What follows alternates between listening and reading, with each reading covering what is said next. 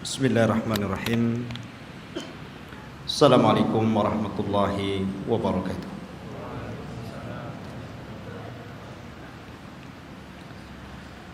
Alhamdulillah. Alhamdulillahilladzi hadana wa kafana wa ja'alana minal muslimin. Alhamdulillah. Alhamdulillahilladzi arsala rasulahu bil huda wa dinil haq liyudhhirahu 'alad dini kullihi wa kafa billahi syahida wa kafa billahi wakila. Asyhadu an la ilaha illallah wahdahu rabbi la syarika lah wa asyhadu anna Muhammadan 'abduhu wa rasuluhu alladzi la nabiyya ba'dahu. فقال الله عز وجل يا أيها الذين آمنوا اتقوا الله حق تقاته ولا تموتن إلا وأنتم مسلمون فإن أصدق الحديث كتاب الله وخير الهدى هدى محمد صلى الله عليه وسلم وشر الأمور محدثاتها وكل محدثة بدعة وكل بدعة ضلالة وكل ضلالة في النار. Ma'asyiral muslimin, jamaah sekalian yang dirahmati Allah Subhanahu wa taala. Alhamdulillah, pada malam hari ini kita kembali berjumpa di Masjid Jabal Arafah. Semoga Allah Subhanahu wa taala membalas yang membangunnya dan juga yang memakmurkannya. Pembahasan pada malam hari ini sengaja kita angkat tentang sejarah Palestina dan juga sejarah Yahudi yang masuk ke Palestina. Kenapa saya angkat permasalahan ini? Karena belakangan ini kita dihebohkan dengan dunia tentang pernyataan pemimpin Amerika Donald Trump yang hendak memindahkan ibu kota Israel ke Yerusalem dengan dalih dan alasan sejarah bahwa memang orang-orang Yahudi berhak untuk memiliki Palestina secara utuh.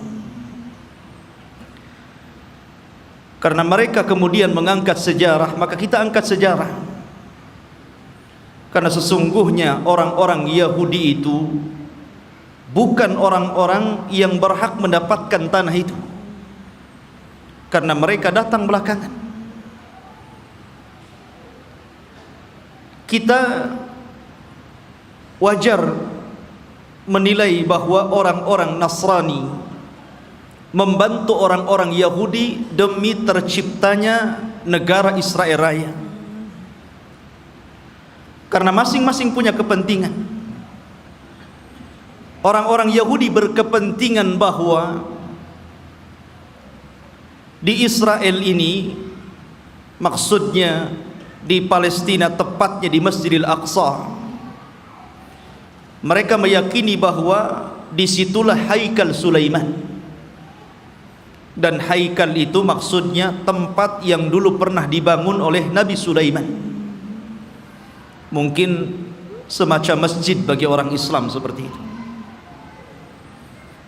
Dan tidak besar, hanya beberapa meter kali beberapa meter saja. Dan orang-orang ini berusaha untuk menggali situs-situs itu dan ingin mendirikan kembali Haikal Sulaiman dan merobohkan Masjidil Aqsa. Karena mereka punya keyakinan kalau haikal ini terbangun, maka inilah puncak kejayaan orang-orang Yahudi dan akan menguasai dunia menurut keyakinan mereka. Lalu apa ikut campur tangan orang-orang Nasrani? Kenapa orang-orang Nasrani membantu orang Yahudi? Bukankah ini kepentingan Yahudi? Karena Nasrani juga memiliki kepentingan yang sama. sama-sama bercita-cita, bermimpi ingin menguasai dunia dengan terbangunnya Haikal Sulaiman ini. Karena menurut keyakinan orang-orang Nasrani, apabila Haikal Sulaiman ini sudah terbangun, maka Isa bin Maryam akan turun dan akan menguasai dunia dan akan memimpin orang-orang Nasrani. Jadi orang Nasrani ini memanfaatkan orang Yahudi, dan orang Yahudi juga memanfaatkan orang-orang Nasrani. Keyakinan kaum muslimin juga sama. Karena Nabi SAW pernah mengatakan, Imaratul Baitil Maqdis kharabu Yathrib. Kelak bahwa Baitul Maqdis akan menjadi pusat kekuatan kaum muslimin ketika Allah bangkitkan Al-Mahdi Al-Muntadhar Muhammad bin Abdullah, dan akan menguasai dunia. Jadi rupanya tiga agama ini punya kepentingan masing-masing. Yahudi punya kepentingan, Nasrani punya kepentingan, dan tentunya kita kaum muslimin juga punya kepentingan. Sama-sama bermimpi akan menguasai dunia. Tapi bagi umat Islam ini bukan mimpi, tapi ini sebuah kenyataan. Nabi SAW yang bersabda bahwa kelak kekuatan kaum muslimin akan menyatu di Syam, tepatnya di Palestina. Ma'asyiral muslimin rahimani wa rahimakumullah. Maka kita akan angkat sejarah Palestina dan juga sejarah orang-orang Yahudi ini. Sebelum saya angkat sejarah ini, saya ingin menjelaskan tentang fadail Palestina dulu, keutamaan negeri Palestina ini. Negeri Palestina, ikhwan, di situ ada satu kiblat yang dijadikan kiblat pertama dalam Islam. Karena ketika Nabi SAW salat, di awal salat sebelum Allah Subhanahu wa taala memalingkan kiblat, maka kiblatnya Rasul dan para sahabat menuju Baitul Maqdis. Barulah setelah kemudian Nabi SAW berdoa kepada Allah agar kiblat itu dialihkan ke Masjidil Haram. Turunlah ayat, qad nara taqalluba wajhika fis sama falanuwalliyannaka kiblatan tardaha fawalli wajhaka syatral Masjidil Haram. Baru setelah turun ayat ini, maka Nabi SAW kemudian menyuruh seluruh kaum muslimin sejak hari itu, bahkan sampai hari ini, bahkan sampai kiamat dibangkitkan, bahwa kiblat kita telah dirubah dari kiblatnya orang-orang Yahud menjadi kiblat kaum muslimin ke Baitullah Al-Haram. Dari sini menunjukkan bahwa ada sejarah bahwa Baitul Maqdis yang ada di Palestina adalah kiblatnya kaum muslimin. Dan Nabi SAW pernah di-Isra' Mi'rajkan oleh Allah dan sempat salat di Baitul Maqdis, bahkan menjadi imam bagi para nabi. Kemudian ikhwatu fiddin yang dimuliakan Allah Azza wa Jalla, negeri Palestina ini adalah negerinya para nabi dan rasul. Negeri ini adalah negerinya para nabi dan rasul. Negerinya Ibrahim alaihi salatu wassalam, negerinya Ishak, negerinya Ya'qub, negerinya Ismail dilahirkan di situ walaupun kemudian hijrah ke Mekah. Negerinya Daud alaihi salatu wassalam, negerinya Nabi Yusuf, negerinya Sulaiman, negerinya Yahya, dan para nabi banyak diutus di negeri ini. Jadi negeri ini adalah negerinya para nabi. Bahkan sebagian para nabi dikubur di sini, seperti Ibrahim alaihi salatu wassalam dikubur di Khalil, Palestina. Kemudian juga Nabi Yusuf alaihi salatu wassalam dahulu dikubur di Mesir, tapi kemudian jasadnya dibawa ke Palestina dan dikubur di Palestina. kemudian juga kuburannya Nabi Ishaq alaihi salatu wassalam, kuburannya Nabi Ya'qub, Nabi Harun, Nabi Musa. Seluruh para nabi ini dikubur di Palestina. Jadi ini memang negerinya para nabi, ikhwan. Negeri yang sangat suci, negeri tersuci ketiga setelah Mekah, Madinah, kemudian Syam.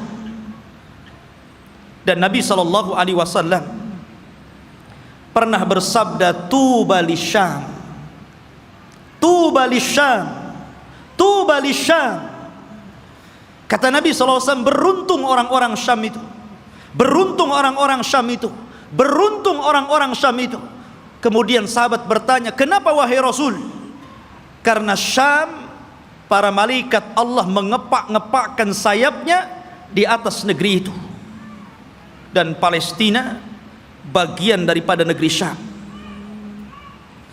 Ma'asyiral muslimin, kita tahu bahwa Masjidil Aqsa adalah memiliki keistimewaan yang sangat besar. Sebagaimana ketika Allah Subhanahu wa taala menyebutkan keistimewaan Masjidil Haram, kemudian Masjidil Nabawi, maka Masjidil Aqsa juga sama. Orang yang salat di situ sebanding dengan orang yang salat 500 kali salat di masjid-masjid yang lainnya. Ini keistimewaan yang sangat besar. Bahkan para nabi, para ulama, orang-orang saleh banyak berziarah ke masjid ini. Negerinya para ulama, negerinya kitab-kitab. Banyak para ulama yang kemudian terlahir di negeri Palestina. Kita tahu bahwa Imam Syafi'i lahir di mana? Di Gaza, Gaza Palestina. Di sana ada Al-Asqalan. Kita kenal dengan Al-Imam Ibnu Hajar Al-Asqalani. Asqalan Palestina. Jadi banyak para ulama dunia, bukan ulama kecil, ulama dunia, itu lahir di Palestina. Bahkan Nabi SAW melarang tidak boleh safar dalam rangka ibadah kecuali di 3 tempat: Masjidil Haram, Masjid Nabawi, dan Masjidil Aqsa. Kata Rasul, la tushaddur rihal illa ila thalathati masajid. Tidak boleh kalian melakukan safar dalam rangka ibadah kecuali di 3 masjid ini. Salah satunya Masjidil Aqsa. Bahkan Nabi SAW pernah berdoa, Allahumma barik lana fi syamina wa barik lana fi yamanina. Ya Allah, berkahi negeri Syam kami. Ya Allah, berkahi negeri Yaman kami. Di sini Rasul mendahulukan Syam kemudian Yaman, menunjukkan bahwa Syam lebih utama dibandingkan Yaman. Ini menunjukkan bahwa Syam negeri yang penuh berkah, Rasul yang mendoakan. Kemudian juga ikhwatu fiddin yang dimuliakan Allah Azza wa Jalla, para sahabat Nabi SAW banyak yang hijrah ke negeri Palestina, berziarah ke sana. Di antaranya adalah Umar ibn al-Khattab radhiyallahu an, Abu Ubaidah Amir ibn al-Jarrah, kemudian juga Safiyah istri Nabi, Safiyah bintu Huyai, kemudian juga Mu'adh bin Jabal, Abdullah ibn Umar, Salman al-Farisi, Abu Dzar al-Ghifari, kemudian Abu Hurairah radhiyallahu an, Bilal ibn Rabah, Amr ibn As, Muawiyah bin Abi Sufyan, dan banyak lagi para sahabat Rasul yang mereka hijrah dan berziarah ke negeri Palestina ini. Artinya ini negeri para sahabat Rasul, bukan hanya negeri para nabi dan rasul, dan juga negeri para sahabat, negeri para ulama, negeri kitab-kitab ahli sunnah wal jamaah. Jadi memang luar biasa. Bahkan negeri ini kelak akan menjadi berkumpulnya seluruh manusia, karena negeri ini disebut mahsyar. Di antara tanda-tanda kiamat, akan muncul api dari Hadraul Maut, kemudian akan menggiring manusia dan mengumpulkan di Syam. Saat itulah kiamat dibangkitkan. Masyarul muslimin, dan banyak lagi kalau kita bercerita tentang keutamaan Palestina. Lalu sejarahnya, kapan negeri ini memiliki penduduk dan manusia? Apakah orang-orang Yahudi yang mengklaim bahwa mereka adalah memiliki tanah Palestina dan sekitarnya, ataukah siapa? Disebutkan ikhwatu fiddin dalam sejarah, baik sejarah yang dicatat oleh para ulama Islam ataupun sejarah yang dicatat Barat. Bahkan sejarah ini juga tertera dalam perjanjian lama, Taurat, bahwa dahulu yang menghuni negeri tersebut bukan Yahudi. Yahudi itu jauh datang belakangan. Ya. Bagaimana mungkin kemudian Yahudi mengklaim bahwa itu adalah tanah mereka? Mereka datang belakangan. Mereka adalah umat yang terusir dari Mesir. Orang-orang Yahudi hidup di Mesir dari Bani Israel. Kemudian dibawa hijrah oleh siapa? Musa. Nabi Musa alaihi salatu wassalam yang membawa Bani Israel sampai ke Palestina. Jadi mereka itu datang belakangan. Lalu siapa yang pertama kali? Menurut situs sejarah ada yang mengatakan bahwa orang-orang yang menempati negeri itu adalah satu kabilah yang bernama Kan'aniyun. Kan'aniyun ini kabilah keturunan dari Syam ibn Nuh alaihi salatu wassalam. Artinya ini kabilah dari Jazirah Arab. Jadi orang Arab yang pertama kali memiliki tanah itu. Jadi dahulu ketika terjadi terjadi paceklik yang luar biasa di Jazirah Arab, sehingga banyak kelaparan dan meninggal, maka kemudian mereka mencari tanah untuk hidup, karena mereka sudah tidak bisa hidup lagi di Jazirah Arab. Maka mereka pun berhijrah sampailah ke negeri yang hari ini disebut dengan Palestina. Jadi mereka adalah kabilah Kan'aniyun. Kabilah Kan'aniyun, kabilah dari Arab. Dan mereka memiliki beberapa kabilah. Ada namanya kabilah Amuriyun. Kabilah Amuriyun ini kabilah yang hidup di lembah-lembah di Palestina. Kemudian ada kabilah namanya Yaguthiyun, dan mereka hidup di negeri di sekitar Al-Quds yang kita kenal dengan Masjidil Aqsa, Baitul Maqdis. Kemudian adapun Kan'aniyun, maka mereka hidup di satu daerah yang bernama Arihah, dan Arihah adalah kota tertua di dunia. Belum ada kota di zaman itu kecuali Arihah. Makanya Arihah itu kota tertua di dunia, belum ada kota kecuali ini. Lah hiduplah kabilah namanya Kan'aniyun. Ma'asyiral muslimin rahimani wa rahimakumullah. Lalu kenapa muncul kalimat Palestina? Kalau antum membaca dalam perjanjian lama Taurat, bahkan disebutkan juga dalam Injil, tidak ada kalimat Bani Israel atau Yahudi. Yang ada adalah kabilah Kan'aniyun. Itu mereka mengakui dan tercantum dalam kitab-kitab mereka.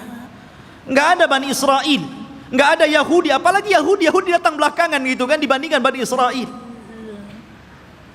Munculnya kabilah ini, kita tahu bahwa Palestina itu berdekatan dengan Mesir, karena dipisah dengan Sahara, hanya dipisah dengan padang pasir yang luas. Jadi antara Mesir dan Palestina itu berdekatan. Ya, di situ ada jalur Gaza namanya. Itu pemisah antara Palestina dan Mesir gitu kan. Lah, ada satu kelompok yang kemudian ketika itu menyerbu Mesir. Yang kemudian akhirnya terjadilah kesepakatan, karena waktu itu antara Palestina dan Mesir menyatu, bukan beda negara kayak sekarang, tidak, menjadi satu. Sehingga kemudian ketika kelompok yang menyerang Mesir ini kemudian berdamai, maka mereka pun meminta daerah yang disebut dengan Al-Falas, yang kemudian belakangan disebut Palestina, dan sekarang kita kenal dengan Palestina. Dari situlah ikhwatu fiddin bahwa kabilah yang menyerbu ini akhirnya menetap di sebuah tempat namanya Falas. Lah sebelumnya sudah ada orang-orang Arab yang tinggal di situ. Ya. Sehingga kemudian akhirnya karena berlalunya zaman, berlalunya masa, berkembangnya mereka, akhirnya saling menikah sesama mereka. Antara Yaguthiyun, Amuriyun, kemudian juga Kan'aniyun. Akhirnya tidak ada daerah yang lebih dikenal daripada Falas, yang kemudian belakangan disebut Palestina. Itulah sejarah penamaan Palestina. Jadi sebuah nama tempat yang kemudian sekarang disebut dengan Palestina. Taib. Lalu kenapa kemudian muncul Bani Israel dan belakangan muncul nama Yahudi di sini? Kapan mereka masuk? Kita tahu bahwa ikhwatu fiddin yang dimuliakan Allah Azza wa Jal, kalau kita cerita tentang Yahudi, berarti kita cerita tentang kisah Nabi Ya'qub. Nabi Ya'qub alaihi salatu wassalam dan anak keturunannya. Sedikit saya akan sebutkan tentang kisah Nabi Ya'qub dulu biar antum lebih paham dari mana munculnya orang-orang Yahudi Bani Israel ini. Nabi Ibrahim alaihi salatu wassalam, ikhwan, itu memiliki 2 istri dan 1 budak. Ibrahim itu memiliki 2 istri dan 1 budak. Walaupun yang kita kenal hanya memiliki 1 namanya Sarah dan memiliki budak namanya Hajar. Dia memiliki istri lain dan punya anak. Ya. Tetapi yang masyhur adalah dari Siti Sarah. Lahirlah seorang yang kemudian menjadi nabi penerus Ibrahim namanya Ishak. Nabi Ishak. Dari Ishak inilah kemudian lahir namanya Ya'qub. Ya'qub ini banyak saudaranya. Dan selalu ada konflik antara Ya'qub dan saudara-saudara Ya'qub yang lainnya. Lah Ya'qub ini anak Ishak yang paling saleh, yang kemudian menjadi penerus Ishak, menjadi nabi juga, Nabi Ya'qub namanya. Sehingga dia terkadang di malam hari selalu menyendiri, selalu pergi di malam hari. Dalam bahasa Arab, pergi di malam hari itu namanya Isra. Makanya ada Isra, ada Mi'raj. Isra itu perjalanan malam yang ditempuh Rasul dari Masjidil Haram ke Masjidil Aqsa. Ya. Kemudian karena Ya'qub ini selalu berjalan tengah malam, makanya kemudian dia pun disebut Israel. Karena Isra itu diambil dari suka berjalan tengah malam. Tapi ada juga yang mengatakan Isra itu artinya abdun dan il itu adalah Allah. Jadi artinya Abdullah. Karena Ya'qub itu selalu beribadah kepada Allah Subhanahu wa taala, maka orang-orang di zaman itu karena menggunakan bahasa Ibrani menyebutnya sebagai Israel. Jadi penamaan Israel itu dari siapa? Nabi Ya'qub. Ya. Dan Nabi Ya'qub alaihi salatu wassalam itu memiliki 4 istri, 2 sah dan 2 budak. Maksudnya yang 2 sah istri dia dan 2 budak, dan semuanya melahirkan anak, sehingga jumlahnya menjadi 12. Lah dari salah satu istri Nabi Ya'qub namanya Rahil, lahirlah seorang nabi yang kelak akan meneruskan Ya'qub kenabiannya, namanya Yusuf, dan juga saudaranya namanya Binyamin. Kita tahu bahwa sejarah ini ma'ruf, sering diceritakan kan. Yusuf dizalimi saudara-saudaranya, akhirnya kemudian dibuang ke sumur, kemudian dipungut oleh para pedagang, sampailah di Mesir, kemudian dibeli oleh para pejabat Mesir, kemudian belakangan menjadi bendaharawan Mesir. Dari sinilah kemudian Yusuf memborong seluruh keluarganya dari Palestina menuju Mesir. Tidak ada satupun keturunan Ya'qub yang tinggal di Palestina. Semua berangkat ke Mesir. Tidak ada satupun. Jadi 12 saudara Nabi Yusuf itu semuanya berangkat ke Mesir, dan ditampung oleh Nabi Yusuf alaihi salatu wassalam karena dia telah menjadi pejabat besar di Mesir, bendaharawan, dan sangat dihormati oleh kerajaan Mesir ketika itu. Lah selama Nabi Yusuf hidup, maka Yakub dan anak-anaknya diberikan sebuah daerah, kemudian mereka hidup di situ, dan mereka mendapatkan fasilitas yang luar biasa disebabkan oleh Nabi Yusuf alaihi salatu wassalam. Maka beranak pinaklah orang-orang ini yang kemudian keturunan dari 12 putra Yakub disebut Bani Israel. Keturunan Israel, Nabi Yakub. Selama mereka berada di Mesir dan Nabi Yusuf masih hidup, mereka dihargai. Mereka hidup senang, hidup mewah, mereka berkembang biak luar biasa. Tapi setelah Nabi Yusuf alaihi salatu wassalam meninggal dunia, mulailah kemudian Mesir menekan mereka. Mulailah suku Kipti, suku terbesar ketika itu yang menguasai Mesir, rajanya namanya Fir'aun, mulailah menjajah Bani Israel ini. Belakangan kemudian Bani Israel menjadi budaknya Fir'aun. Budaknya Fir'aun, tertindas mereka. Karena tertindas inilah, maka kemudian Allah subhanahu wa ta'ala utus kepada mereka secara singkat siapa? Nabi Musa. Nabi Musa diutus kepada mereka menjadi Rasul Bani Israel dan untuk mendakwahi Fir'aun. Dan subhanallah ikhwan, kita tahu bahwa di zaman Bani Israel diutusnya Nabi Musa alaihi salatu wassalam kepada mereka, Bani Israel ini menyaksikan 9 mukjizat besar di hadapan mereka dengan mata mereka sendiri. Ketika mukjizat itu turun kepada bangsa Fir'aun, orang-orang Bani Israel juga melihat. Dan 9 mukjizat itu disebutkan di dalam Al-Quranul Karim. Yang pertama, mukjizat yang kita dikenal dengan hajar, batu. Batu yang mengeluarkan 12 mata air.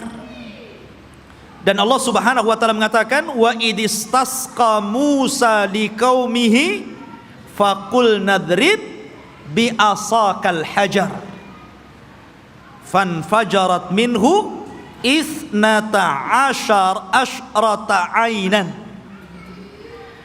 Dan ketika Bani Israel meminta hujan kepada Nabi Musa karena mereka sudah kehausan, tidak ada air, maka Allah subhanahu wa ta'ala firmankan, pukullah wahai Musa batu itu. Maka dipukullah oleh Musa batu tersebut, tiba-tiba memancar 12 mata air. Mukjizat. Dari sini mereka menyaksikan mukjizat ini. Tapi Bani Israel ini ikhwan adalah orang yang sangat keras kepala. Nanti kita akan sebutkan bagaimana keras kepalanya orang ini. Ya. Kemudian yang kedua, mereka menyaksikan bagaimana terbelahnya lautan. Betul-betul menyaksikan itu, dan mereka melewati lautan. Ketika Fir'aun mengejar-ngejar Nabi Musa dan Bani Israel yang lari dari Mesir ke Palestina, kemudian mereka dihadang oleh lautan besar, maka Allah subhanahu wa ta'ala mengatakan, fa'auhayna ila Musa anidrib bi'asakal bahra. Dan kami wahyukan kepada Musa agar memukul dengan tongkatnya lautan. Fanfalaka fakana kullu firqin kataudil adhim. Maka kemudian tiba-tiba lautan terbelah menjadi 12 jalan. Kenapa 12 terus? Karena memang Nabi Musa alaihi salatu wassalam membawahi 12 kabilah Bani Israel. Jadi mereka dikasih satu-satu mata air, satu kabilah satu. Ketika memukulkan lautan juga dibuat 12 jalan. Jadi masing-masing kabilah berjalan sendiri-sendiri. Mereka menyaksikan itu. Ya. Kemudian juga menyaksikan tongkat. Ketika Nabi Musa alaihi salatu wassalam berduel dengan tukang-tukang sihir Fir'aun. Maka Allah Subhanahu wa taala katakan fa'alqa asahu fa idza hiya thu'ban mubin. Fa'alqi asah. Maka Musa pun kemudian melemparkan tongkatnya, tiba-tiba tongkat itu menjadi ular yang sangat besar. Bani Israel menyaksikannya, menyaksikan bagaimana tongkat Musa berubah menjadi ular besar dan memakan ular-ular kecil tukang-tukang sihir Musa, tukang-tukang sihir Firaun. Kemudian juga kekurangan makanan dan hilangnya buah-buahan, sehingga Fir'aun dan juga kabilah-kabilah Fir'aun dari kalangan Kibti, mereka merasa kelaparan, susah cari buah-buahan. Allah Subhanahu wa taala berfirman, "Walaqad aqadna ala fir'auna bisinin wa naqsim minas thamarati la'allahum yadhakkarun." Dan ingatlah ketika kami memberikan hukuman kepada keluarga Fir'aun dan juga para pengikutnya dengan kekeringan yang berkepanjangan dan kurangnya buah-buahan, agar mereka mau kembali ke jalan yang benar. Dan Bani Israel menyaksikan ketika orang-orang Fir'aun kelaparan, mereka justru kekenyangan. Ini mukjizat. Ya. Kemudian juga tufan, angin yang sangat besar, yang kemudian banyak membunuh, menghancurkan tembok-tembok dan juga rumah-rumah. Allah katakan fa arsalna alaihim tufan. Allah kirim kepada mereka tufan, angin yang sangat besar. Kemudian juga al-jarad, di mana-mana belalang. Belalang di mana-mana, ikhwan. Di rumah-rumah, di dapur-dapur, bahkan di tempat tidur, belalang di mana-mana. Kemudian juga kumal kutu dan juga dafadi', katak dan kodok, di mana-mana ada kodok. Kemudian juga darah, di mana seluruh air bersih menjadi merah dan berdarah. Dan ini disaksikan Bani Israel dan juga orang-orang Fir'aun. Kemudian juga bagaimana tangan Nabi Musa yang bercahaya, dan banyak lagi mukjizat yang diberikan kepada Musa. Tapi sekali lagi saya katakan, ikhwan, bagaimana degilnya Bani Israel. Allah sudah tampakkan banyak mukjizat kepada mereka, tapi mereka kufur kepada Allah Azza wa Jalla. Kita perhatikan ketika Nabi Musa alaihi salatu wasallam berhasil menyeberangkan Bani Israel sehingga mereka mampu melewati lautan, dan Allah tenggelamkan Fir'aun di Laut Merah. Mulailah kemudian ketika mereka melewati satu kabilah, dan kabilah itu menyembah berhala, tiba-tiba satu di antara mereka datang kepada Musa dan mengatakan, ij'al lana ilahan kama lahum alihah. Heh Musa, jadikan untuk kami berhala-berhala sebagaimana mereka punya berhala untuk disembah. Lihat, Allah sudah tampakkan 9 mukjizat. Harusnya mereka makin beriman, kan begitu? Ini sudah diseberangkan, lihat ada orang nyembah berhala, minta pula berhala. Bani Israel, ikhwan. Inilah wataknya orang-orang Yahudi. Makanya Nabi SAW ketika perang Hunain kemudian melewati ada pohon yang di zaman jahiliyah selalu digantungkan pedang dengan keyakinan bahwa kalau mereka gantungkan pedang di situ, maka pedang itu akan ditransfer kekuatan, dan apabila dipakai maka pedang itu akan mudah untuk membunuh musuh. Itu keyakinan orang musyrik tabaruk dengan pohon bidara. Maka sahabat mengatakan, ya Rasulullah, jadikan jugalah pohon sama seperti pohonnya orang-orang musyrik, biar sebelum perang kita gantungkan juga pedang kita di situ. Oh, Rasul marah. Allahu Akbar, kata Rasul. Kalian ini persis seperti Bani Israel yang mengatakan kepada Musa, jadikan untuk kami banyak berhala sebagaimana mereka banyak berhala. Lihat. Akhirnya kemudian Rasul marah dan mengatakan, innakum qaumun tajhalun, kalian ini bodoh. Sudah dikasih hidayah tauhid mau syirik pula. Tidak cukup ikhwatu fiddin, selama perjalanan Nabi Musa alaihi salatu wassalam hijrah menuju Palestina. Ketika itu ikhwatu fiddin, Nabi Musa alaihi salatu wassalam diperintahkan Allah subhanahu wa ta'ala selama 40 malam untuk datang ke Bukit Saina yang disebutkan dalam Al-Quran itu Tur. Namanya ada Suratul Tur. Di situ ada bukit namanya Bukit Saina, Bukit Tur, Tur Sina. Ya. Maka Nabi Musa meninggalkan Bani Israel dan menyerahkan kepada saudaranya Harun. Jadi Harun itu sebagai wakil Musa supaya menjaga akidah Bani Israel, karena dia akan diturunkan kitab termulia pertama yang Allah turunkan, namanya Taurat. Nabi Musa berangkat menuju Tur, kemudian Allah turunkan Taurat dan Allah catat Taurat dengan tangannya. Satu-satunya kitab yang dicatat oleh Allah langsung adalah Taurat. Maka Musa pun kemudian membawa Taurat itu pulang. Sesampainya di Bani Israel, marah Musa. Kenapa? Rupanya Bani Israel yang dulu menyembah Allah, tiba-tiba mereka berubah menjadi penyembah patung sapi, namanya Samiri. Bayangkan, ditinggal 40 hari bisa kufur. Padahal mereka sudah melihat 9 mukjizat besar. Bani Israel ya. Mereka sudah melihat 9 mukjizat, hanya ditinggal 40 hari oleh Nabi Musa bisa kafir, menyembah Samiri, patung sapi. Maka kemudian Nabi Musa marah kepada siapa? Kepada Harun. Sampai disebutkan di dalam Al-Quran, Nabi Musa marah, kemudian mengambil rambutnya Harun dan memegang janggutnya seperti ini, kemudian tarik ke depan.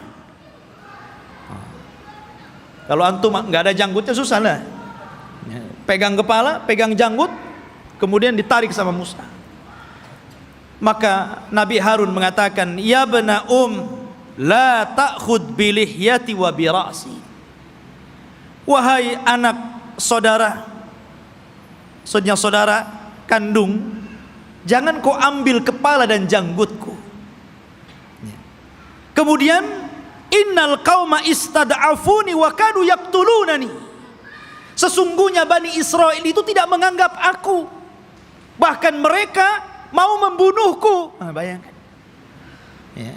Sudah meremehkan Nabi Harun, mereka pula akan membunuh Nabi Harun. Jadi kalau Nabi Harun menghalang-halangi mereka menyembah Samiri, maka Harun akan dibunuhnya. Kata Harun, bisa apa aku ya. Maka kemudian Nabi Musa alaihi salatu wassalam diturunkan oleh Allah azza wa jal satu syariat agar mereka bertobat. Bagaimana cara bertobatnya? Mereka diberikan pisau dan agar mereka membunuh diri-diri mereka, gara-gara mereka sudah beralih agama, menyembah Samiri. Dan Allah subhanahu wa ta'ala katakan, wa idh qala Musa liqaumihi ya qaumi innakum zalamtum anfusakum bittikhadikumul ijla fatubu ila bari'ikum faqtulu anfusakum. Dan ketika Musa berkata kepada kaumnya, hei kaumku, kenapa kalian mendolimi diri kalian? Kenapa kalian berubah keyakinan kalian? Kalian sembah Samiri, patung sapi itu. Maka bertobatlah kalian kepada Allah dengan cara bunuhlah diri-diri kalian. Lihat, tobatnya zaman dulu ngeri, Pak ya. Ini tobatnya zaman dulu. Kalau orang sekarang enak tobatnya kan, orang muslim kemudian murtad, tinggal balik lagi syahadat. Orang dulu nggak kayak gitu ya. Kalau murtad ambil pisau bunuh. Untung antum jadi umatnya Rasul. Ini umatnya Nabi Musa berat. Tobatnya megang pisau dibunuh sendiri. Maka Nabi Musa mengatakan, taatilah hukum Allah ini, isma'u wa ati'u, dengarkan dan taati. tiba-tiba mereka mengatakan sami'na wa asaina. Ya, kami dengar, tapi kami bermaksiat. Gak mau. Makanya Nabi SAW pernah marah kepada para sahabatnya gara-gara ketika Allah Subhanahu wa taala turunkan ayat di akhir surah Al-Baqarah, ketika Allah Subhanahu wa taala berfirman tentang masalah amalan hati yang akan dihisab. Wa in tukhfu ma fi sudurihim wa in tubdu aw tukhfuhu yuhasibkum bihillah. Apapun yang kalian tampakkan dari amalan kalian, apapun yang kalian sembunyikan dari amalan kalian, maka Allah akan menghisab kalian. Sahabat mendengar ayat ini berat.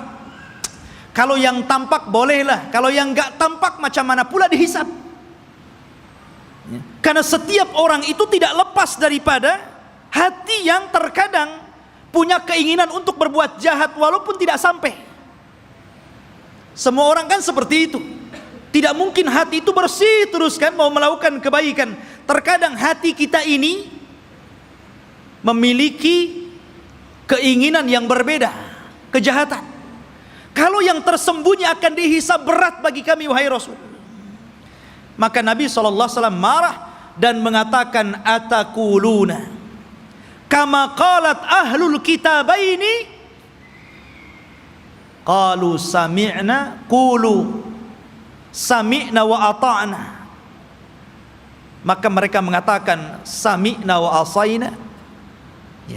Apakah kalian akan mengatakan seperti perkataan ahli kitab yang disuruh oleh nabinya sami'na wa ata'na, malah mengatakan sami'na wa asaina?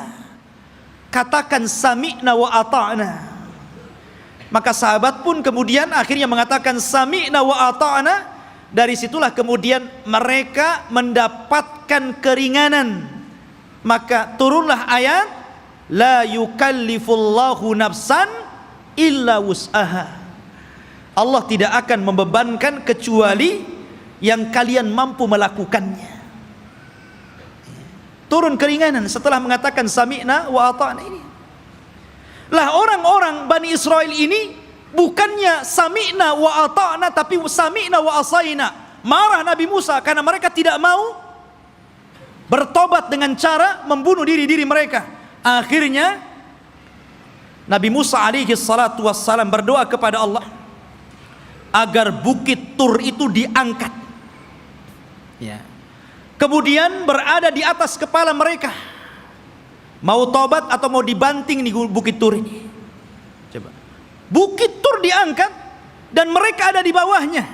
Dan Allah katakan wa idna taqnal jabala fawqahum ka'annahu dhullatun wa dhannu annahu waqi'un bihim khudhu ma atainakum biquwwah wadhkuru ma fihi la'allakum tattaqun. Allah gambarkan ini. Dan ketika kami angkat gunung Tur itu, kemudian seolah-olah gunung itu akan menimpa mereka. Kemudian mereka diingatkan dengan nikmat Allah. Diingatkan bagaimana mereka dulu diperbudak oleh Fir'aun, kemudian diselamatkan oleh Musa, kemudian diberikan nikmat yang banyak. Kalian masih kufur? Barulah ketika bukit akan dibantingkan kepada mereka, barulah mereka mengambil pisau dan membunuh mereka. Oh, jadi mereka melaksanakan itu kalau di bawah ancaman. Itulah Bani Israel, Yahudi itu. Ma'asyiral muslimin rahimani wa rahimakumullah. Belum sampai di situ. Ketika sebagian mereka melihat bagaimana saudara-saudara mereka harus membunuh diri-diri mereka karena mereka telah berpindah keyakinan menyembah Samiri. Rupanya yang melihat kejadian itu juga tidak mau bertobat, tetap juga kufur. Suatu ketika mereka meminta kepada Nabi Musa alaihi salatu wassalam untuk diturunkan maidatan minas sama, makanan tetapi langsung yang membuat Allah dan diturunkan dari langit. Anda bisa bayangkan coba, minta makanan tapi diturunkan dari langit. Apakah kemudian keinginan mereka ditolak? Tidak. Keinginan mereka dikabulkan. Subhanallah. Akhirnya diturunkan makanan namanya manna wassalwa.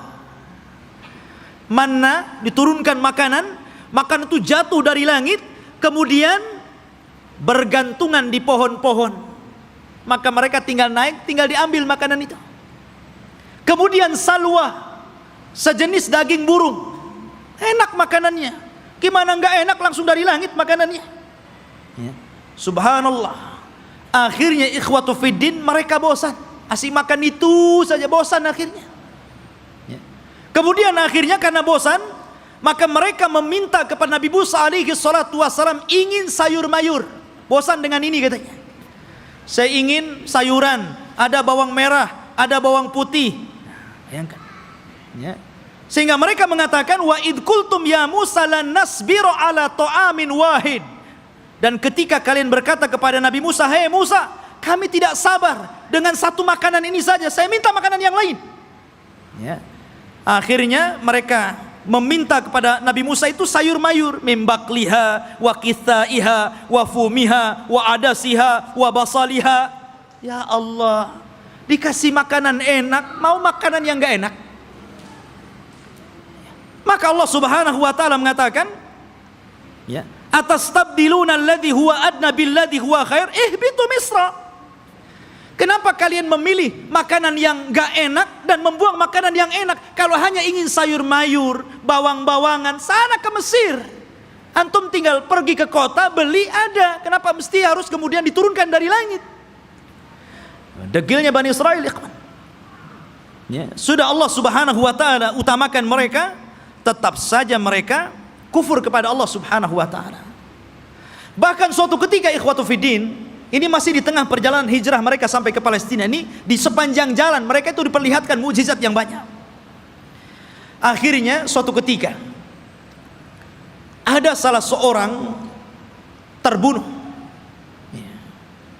Kemudian Allah Subhanahu wa taala mewahyukan kepada Nabi Musa agar memotong seekor sapi betina. Kemudian dipukulkan dagingnya kepada orang yang mati, maka dia akan hidup sesaat dan akan menyebut siapa pembunuhnya. Tapi orang Bani Israel ini tidak mau melaksanakan dan mengira itu adalah olok-olokan dari Musa. Gimana Musa ini?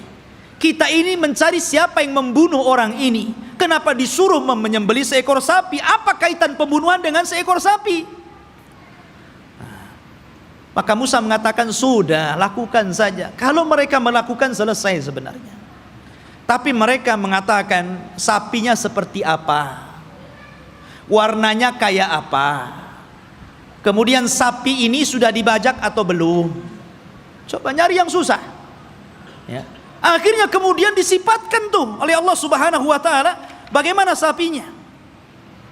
Sapinya safraun faqi'ul launuha tasurrun nadirin. Warnanya harus kuning mengkilat, yang kalau orang lihat itu senang. Kan belum tentu ada orang senang, ini harus senang kalau orang-orang melihat. Susah juga kan? Ya. Awanun baina dzalik, harus nggak boleh tua, nggak boleh muda. Ya. La dalulun fihi wala, dan tidak juga pernah dipekerjakan, artinya tidak pernah dijadikan untuk membajak sawah dan kebun. Pokoknya sulit. Makanya Allah mengatakan, hampir-hampir mereka tidak mendapatkan sapi itu. Bukan tidak ada sapinya, ada sapinya, tetapi mereka tidak sanggup menebusnya, karena Allah takdirkan sapi itu yang punya anak yatim. Kemudian karena itu satu-satunya warisan dari orang tuanya, anak yatim yang saleh, dari keluarga yang saleh. Maka malaikat menjelma manusia, ngomong sama anak yatim itu, nak, nanti sebentar lagi ada orang yang akan menawar sapimu. Jangan kau kasih kecuali kau jual dengan seberat emas seberat sapimu. Gimana kan coba?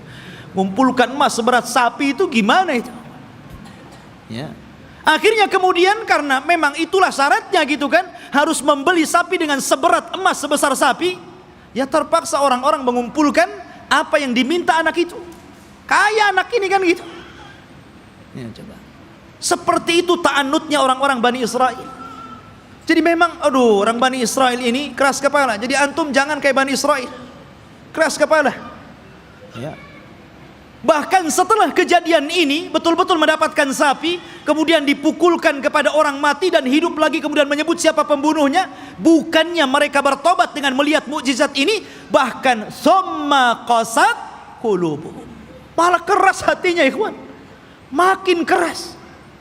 Bahkan Allah mempermisalkan, kalau hati ini keras, batu loh, kalau terkena tetesan air bisa bolong. Tapi hatinya Bani Israel lebih keras daripada batu. Tuh, bayangkan. Itu Bani Israel. Seperti itulah orang-orang Yahudi. Akhirnya ikhwatu fiddin, setelah kemudian mereka pun berjalan jauh meninggalkan Mesir gitu kan. Ada sebuah kejadian. Mereka tersesat. Mereka tersesat dan tidak bisa masuk dan meneruskan perjalanan. Karena ada satu wasiat Nabi Yusuf yang belum pernah mereka tunaikan. Di mana Nabi Yusuf itu berwasiat agar jasadnya dipindah dari Mesir dan dikubur di Palestina. Dan ketika itu tidak ada yang tahu di mana letak kuburan Nabi Yusuf alaihi salatu wassalam kecuali seorang nenek tua. Dan ini teringat dengan kisah Rasul ketika pulang dari peperangan. Ketika itu Nabi Shallallahu Alaihi Wasallam kehabisan bekal, kemudian singgah di salah satu perkampungan di perbatasan Madinah, perkampungan orang-orang Yahudi yang terusir dari Madinah karena berkhianat. Rupanya Rasul dijamu oleh seorang nenek Yahudi. Karena sudah kehabisan bekal, maka Rasul pun mampir dan diberikan jamuan yang luar biasa. Nabi itu tidak pernah melupakan kebaikan orang, walaupun yang berbuat baik itu orang kafir. Karena balasan yang baik itu harus kebaikan ikhwan. Orang kalau sudah berbuat baik kepada antum, telah memberikan jasa kepada antum, apakah berupa ilmu, berupa pendidikan, harusnya dibalas dengan kebaikan, bukan malah dizalimi orang tersebut. Ya. Lah Nabi SAW tidak seperti itu. Walaupun yang berbuat baik orang kafir, dia akan berusaha untuk berbuat baik kepada orang yang telah berbuat baik kepada dia. Jadi dia ngomong sama nenek itu, "Nek, kamu sudah berbuat baik kepada saya. Kira-kira apa yang akan kau minta?" Karena Rasul kan baru pulang dari peperangan, banyak membawa harta ghanimah, harta rampasan perangan gitu. Kata nenek tersebut, "Karena engkau memintanya wahai Muhammad, aku ingin seorang pembantu. Berikan untukku pembantu agar aku bisa hidup tenang. Ada yang ngurus pembantuku." Maksudnya budak untuk membantu dirinya di rumahnya. Kata Rasul, "Baik, saya akan kasih. Apalagi nek?" Kata nenek tersebut, "Aku ingin seekor unta, agar kalau kemana-mana aku tidak jalan kaki. Aku kan punya kendaraan." Dan unta di zaman itu ikhwan, kendaraan yang mewah. Makanya Rasul sallallahu alaihi wasallam kalau mempermisalkan sesuatu itu pasti dengan unta. Kata Rasul kepada Ali, "Wahai Ali, kalau lantaran lisanmu ada satu orang dapat hidayah, lebih baik daripada unta merah."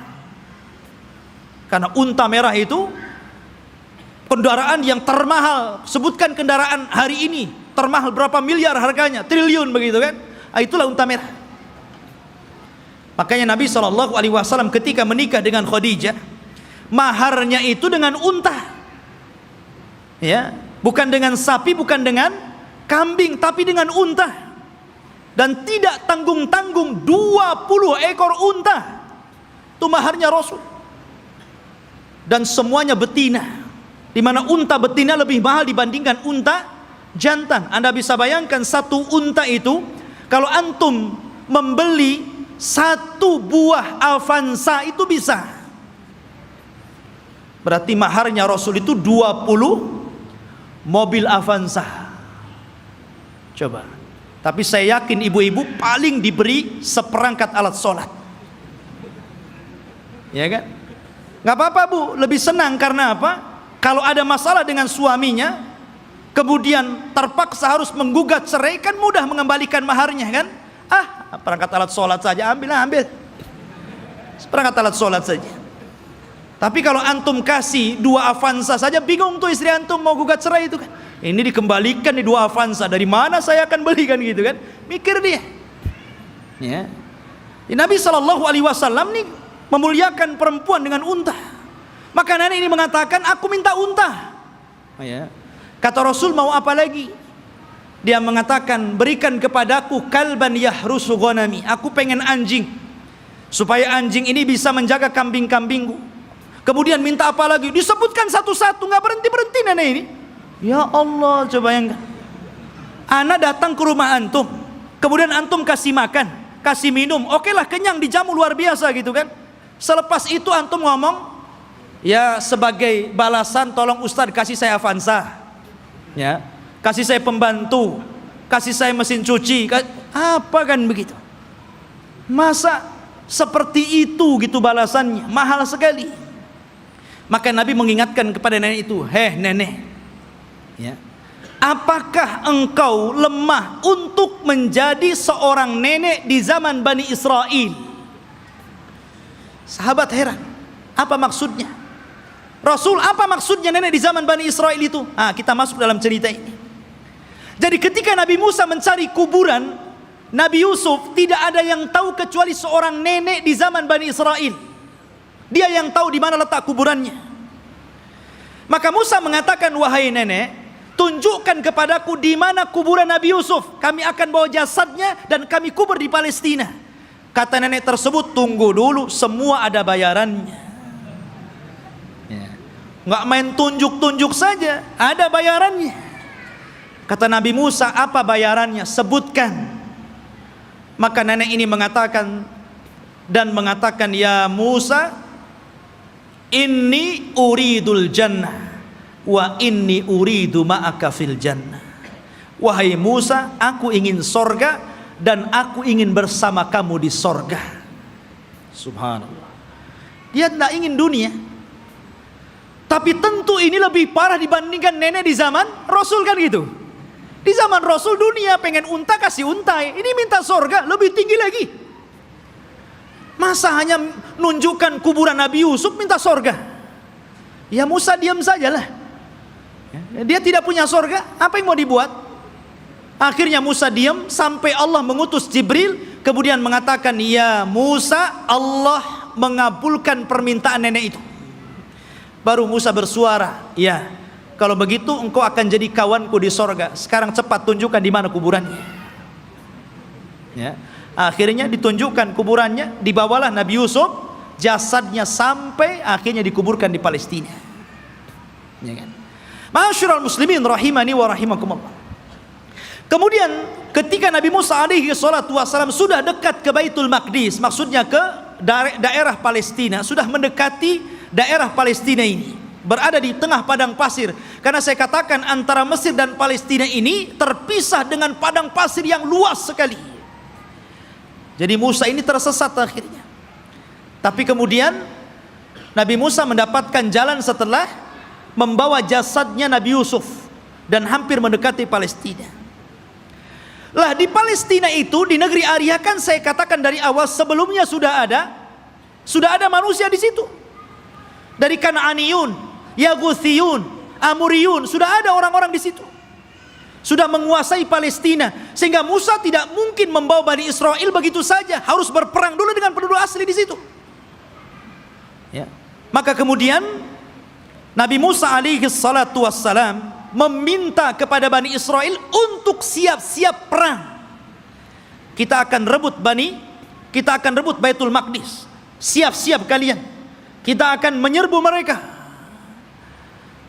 Maka mereka mengatakan, setelah Nabi Musa menyebutkan, wa idh qala Musa liqaumihi ya qaumi dzkuru ni'matallah alaikum ij'ala fikum anbiya wa ja'alakum mulukan wa ataakum ma lam yu'ta ahadan minal alamin. Ketika Musa berkata, hei kaumku, ingatlah nikmat Allah, bagaimana dahulu kalian menjadi budak di Mesir, kemudian diutus kepada kalian nabi, kemudian dijadikan kepada mereka raja yang memimpin kalian, disebutkan nikmat yang banyak. Kemudian Musa mengatakan, ya qaumi dkhulul ardal muqaddasata allati kataballahu lakum wala tartaddu ala adbarikum fatanqalibu khasirin. di hadapan kalian ada negeri yang disucikan. Masuklah kalian ke negeri itu, karena negeri itu telah ditulis oleh Allah Subhanahu wa taala untuk kalian.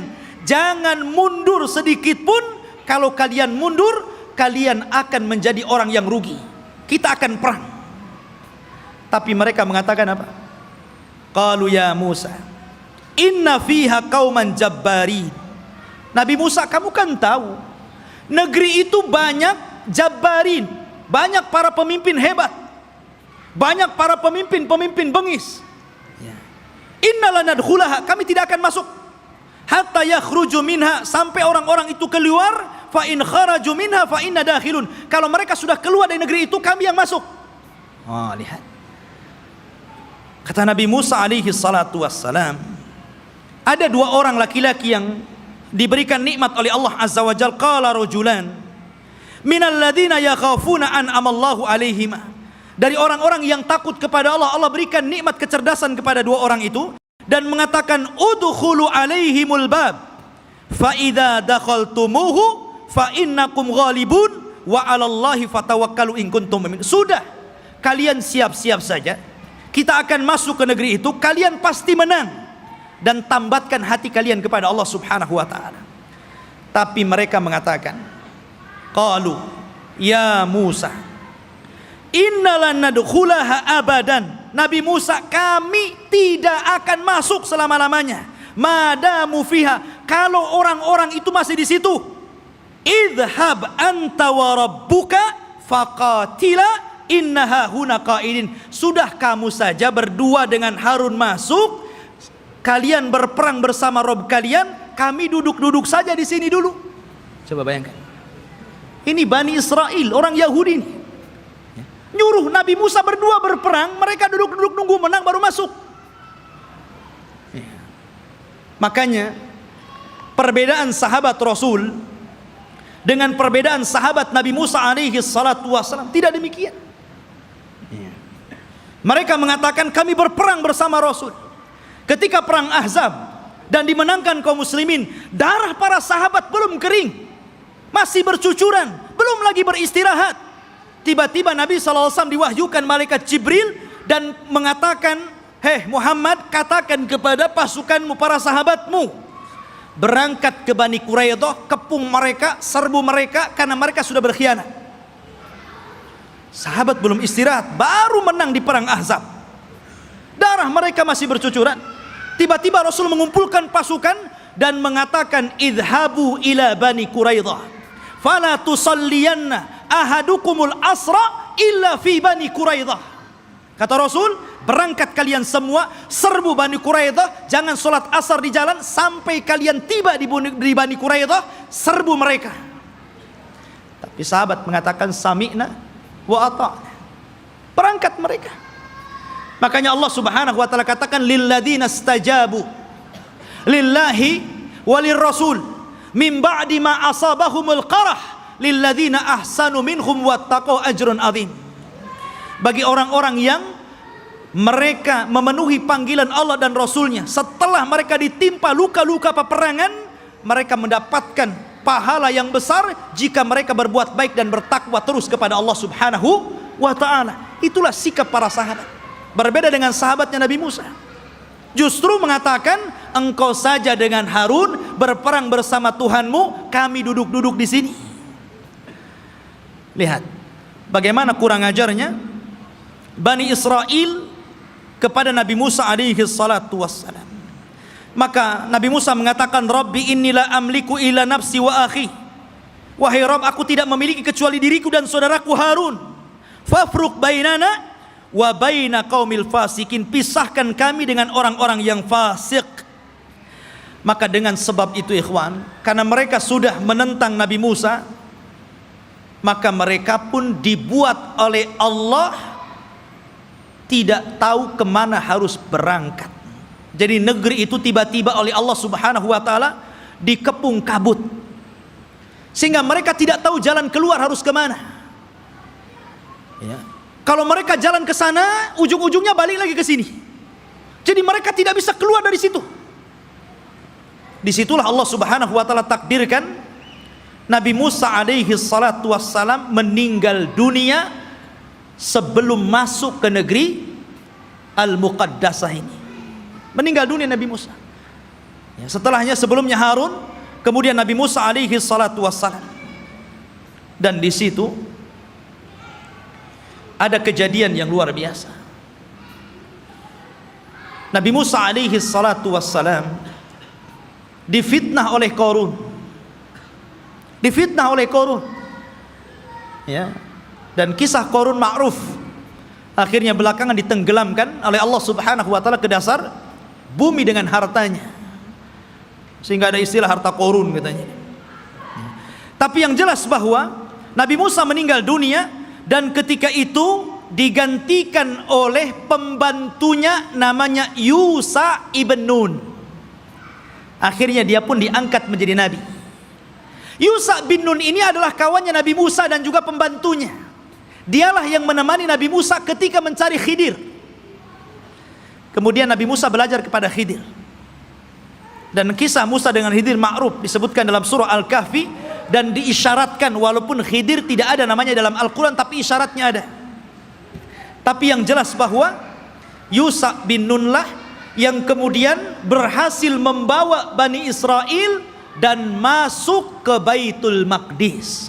Allah menangkan dalam peperangannya.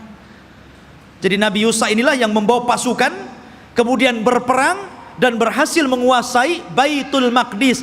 Dari sini menunjukkan bahwa Bani Israel ini mereka menjajah, bukan asli situ. Mereka datang dari Mesir dengan Nabi Musa, kemudian Nabi Musa meninggal, diganti oleh Yusha bin Nun, kemudian merebut Palestina dan mereka menjadi tinggal di situ. Jadi Palestina bukan milik orang Yahudi, mereka yang menjajah di situ. Ya.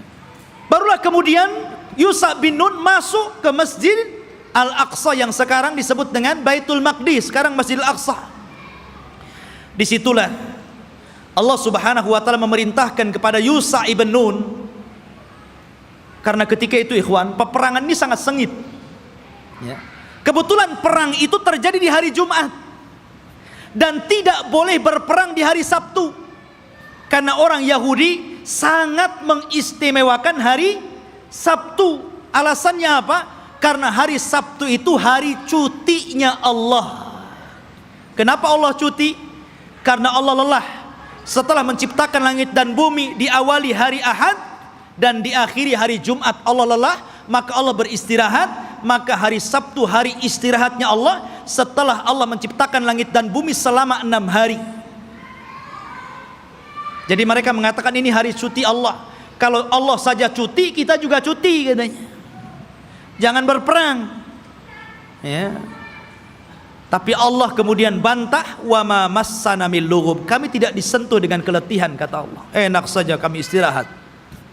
Ya. Maka kemudian ikhwatu fillah, karena perang ini terus berkecambung, hampir matahari tenggelam dan masuk ke hari Sabtu. Ini kalau matahari tenggelam masuk hari Sabtu kan nggak boleh perang tuh. Akhirnya Yusha bin Nun memperlihatkan mukjizatnya. Dia nunjuk kepada matahari, innaki ma'murah wa ana ma'mur. Kamu diperintah Allah, saya juga diperintah Allah. Jangan bergerak dulu sampai perang ini menang. Oh, berhenti matahari. Ya. Matahari diem, betul-betul sampai menang perang itu. Matahari nggak bergerak. Nah, itu mukjizatnya Yusha bin Nun, menghentikan matahari sampai menang perang, betul-betul menang. Akhirnya setelah menang baru matahari berjalan dan masuk ke hari Sabtu. Setelah menang inilah maka Allah perintahkan masuk ke Baitul Maqdis sajidan dengan penuh tawadu, dengan penuh merendahkan diri, menundukkan kepala. Kata Allah Subhanahu wa taala mengatakan, masuklah kalian dengan sujud. Maksud sujud itu maksudnya dengan ruku, karena sujud nggak mungkin bisa jalan orang sujud. Ya, dengan menundukkan kepala. Tapi Bani Israel ini degil. Ya. Disuruh maju masuk ke Baitul Maqdis nundukkan kepala, malah berbalik, malah kemudian berjalan lewat punggung, membelakangi Baitul Maqdis sampai mundur gitu. Disuruh maju nundukin pandangan malah berbalik, malah mundur. Bayangkan, Bani Israel sudah dikasih mukjizat, ditampakkan matahari, masih juga menentang Yusha ibn Nun. Bukan itu saja, mereka disuruh untuk membaca Hittah. Masuklah ke Baitul Maqdis dan bacakan Hittah. Hittah itu artinya, ya Allah ampuni dosa-dosaku, ya Allah ampuni dosa-dosaku. Digantinya kalimat Hittah menjadi Hintah. Bayangkan, apa Hintah? Ya Allah berikan makanan, ya Allah berikan makanan. Disuruh minta ampun malah minta makanan. Bani Israel, mereka sudah dimenangkan, tinggal masuk saja, masih kurang ngajar gitu kan. Ma'asyiral muslimin rahimani wa rahimakumullah. Akhirnya mereka pun tinggal di Baitul Maqdis. Lah, ketika kemudian Yusha bin Nun berhasil menguasai Baitul Maqdis dan menempatkan orang-orang Yahudi atau Bani Israel di Baitul Maqdis dan menguasai Palestina, maka kemudian Yusha ibn Nun pun meninggal dunia. Ketika Yusha ibn Nun meninggal dunia, maka di sini ikhwatu fiddin yang dimuliakan Allah Azza wa Jalla, ketika itu Bani Israel memiliki beberapa hukum. Pertama, mereka dipimpin oleh para nabi. Jadi ketika Yusha bin Nun meninggal, ada nabi. Kemudian nabi ini meninggal, muncul lagi nabi. Nabi ini meninggal, muncul lagi nabi. Bahkan ada satu tempat itu nabinya 3, rasulnya 3. Diutus banyak para nabi, ribuan para nabi diutus. Ketika itu yang memimpin para nabi. Akhirnya Bani Israel bosan, asik nabi terus yang mimpin. Kami mau raja, nggak mau nabi. Nah, bayangkan, nolak nabi mau raja. Ya, ketika itu nabi yang terakhir yang diutus kepada mereka sebelum mereka menjadikan sistem kerajaan adalah Nabi Samuel. Dan Nabi Samuel ini pernah didapati kuburannya di zaman Umar bin Khattab ketika menyerbu Persia. Ketika Umar ibn Khattab berhasil menguasai Persia dan merebut Baitul Maqdis di tangannya, ketika itu dia menjajah satu kota. Rupanya di kota itu ada kuburan Nabi Samuel dan diagungkan penduduknya. Maka Umar ingin mencegah kesyirikan. Tengah malam digalinya kuburan Samuel, kemudian dipindah ke tempat lain, dijadikan 9 kuburan palsu, yang 1 asli, yang 8 palsu. Orang nggak tahu mana Samuel 1. Jadi bingung tuh.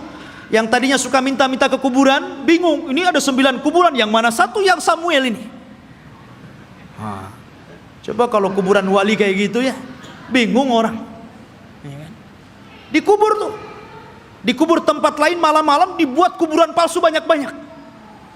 Di zaman Umar bin Khattab. Makanya Umar itu orang yang paling keras dalam penyimpangan tauhid. Ketika ada orang yang kemudian mulai sholat di satu pohon yang dulu Rasul pernah berbaiat, namanya Baiatur Ridwan, karena sudah mulai digunakan sholat, meminta-minta, ditebang pohon itu sama Umar. Nggak boleh ada orang kesini lagi, walaupun Rasul pernah berbaiat di sini. Harusnya antum begitu. Kalau ada pohon beringin, orang minta-minta di situ, ambil singso, tebas tuh beringinnya. Tapi baca bismillah dulu ya. Nanti antum kesurupan pula di beringin. Khotibin ini dimuliakan Allah Azza wa Jalla. Kemudian akhirnya kata Nabi Samuel, baik. Karena ketika itu ikhwatufidin ini dimuliakan Allah Azza wa Jalla, karena terjadi perang saudara, maka muncullah di luar dari Bani Israel ada satu kelompok besar namanya Jalut. Jalut ini orangnya besar-besar raksasa, ya, dan punya pasukan besar. Dialah yang kemudian mengambil tabut. Tabut itu isinya apa? Isinya pusaka-pusaka Nabi Musa.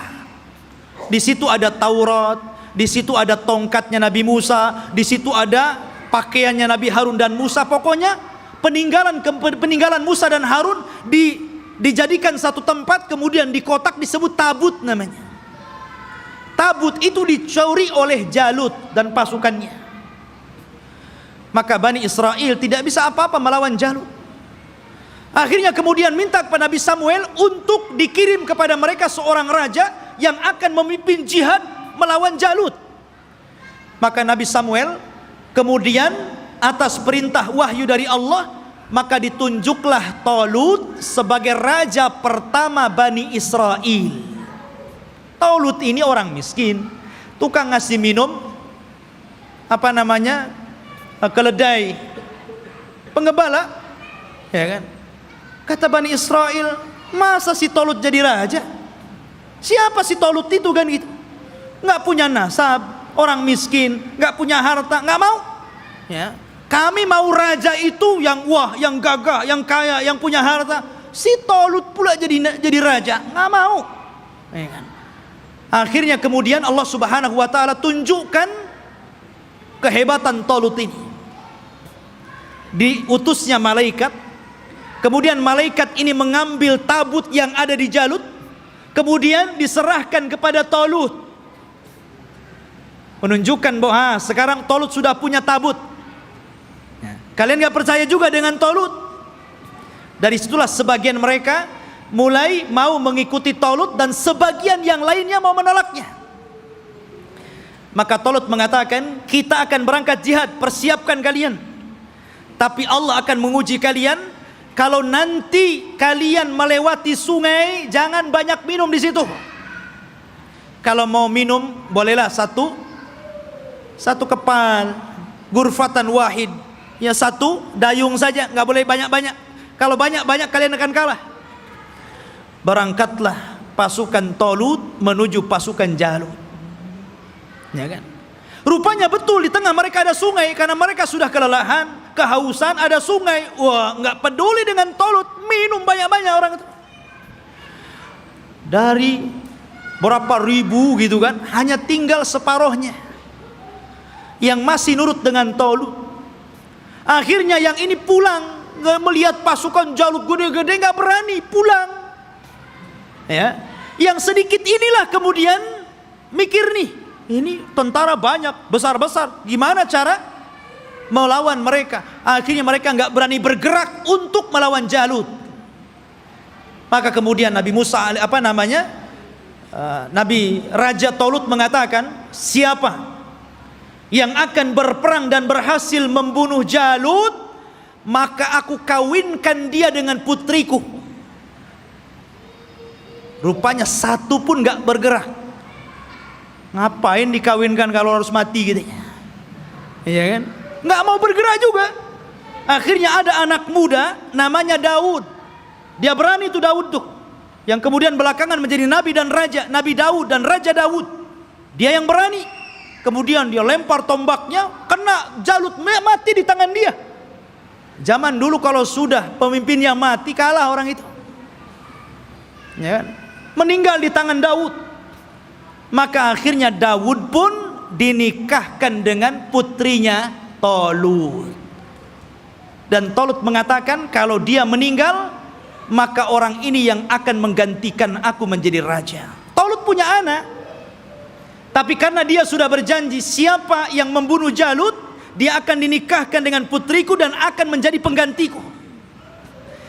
Maka setelah Talut meninggal dunia, mau tidak mau Daud diangkat jadi raja. Tapi anaknya Talut yang lain gak setuju. Ya kan? Harusnya anak yang jadi raja, kenapa Daud menantunya kan itu? Disitulah kemudian pecah Bani Israel menjadi dua kerajaan. Kerajaan anak-anaknya Talut dan kerajaan Daud. Dari sini ikhwatu fiddin mulai terjadi goncang. Ya. Tapi Nabi Daud ini ikhwan adalah orang yang cerdas. Karena Allah berikan mukjizat, tangannya itu bisa melembutkan besi. Ya. Jadi kalau besi itu nggak perlu dilas, dipotong-potong aja sama dia kan begitu. Wa alanna lahul hadid. Dia bisa melembutkan besi, bukan sulap ikhwan. Itu mukjizat. Kalau enggak gini aja dia. Ya kan? Mukjizatnya Nabi Daud. Dia punya kekuatan, akhirnya dia pun melawan anak-anaknya Talut yang lain dan mempersatukan kembali Bani Israel. Setelah dia meninggal, maka puncak kekuasaan Bani Israel ada di tangan putranya Daud, Nabi Sulaiman. disitulah puncak kekuasaan Bani Israel, puncak kekuasaan Yahudi, ya. Dan hanya ada 4 raja yang pernah menguasai sebagian besar dunia, yang 2 mukmin dan 2 kafir. Yang pertama mukmin, namanya Dzulqarnain, sebutkan dalam surah Al-Kahfi. Yang kedua Sulaiman, ini keduanya mukmin, dan keduanya kafir. Yang pertama Namrud di zaman Nabi Ibrahim, kemudian Bukhtun Nasr, nanti ada kisahnya akan nyusul, ya. Jadi Sulaiman ini Allah Subhanahu wa taala berikan kekuasaan yang tidak diberikan kepada orang sebelum dan setelahnya. Dia bisa menundukkan awan, dia bisa menundukkan jin, dia bisa menundukkan burung-burung, dia bisa menundukkan tumbuh-tumbuhan. Masya Allah, ini raja alam nyata dan gaib ini, Nabi Sulaiman ini, ya. Jadi jin tunduk sama dia. Bahkan yang membangun bangunan-bangunan itu jin. Jin itu yang bekerja kepada Sulaiman, membuat istana-istana. Makanya ketika Sulaiman meninggal dunia, jin itu kan tidak tahu yang gaib. Disangkanya Sulaiman masih hidup dan tidur di singgasana, asik bekerja saja mereka kan. Baru setelah Sulaiman roboh dari singgasananya, kata jin, oh kalau tahu Sulaiman sudah mati dari dulu, ngapain saya kerja, katanya. Nah, dari sini menunjukkan jin itu tidak tahu yang gaib. Kalau jin tidak tahu yang gaib, berarti dukun lebih tidak tahu yang gaib. Karena dukun itu gurunya jin. Mereka itu para pendusta, nggak usah dibenarkan. Benarnya 1, dustanya itu 1000. Ya. Ma'asyiral muslimin rahimani wa rahimakumullah.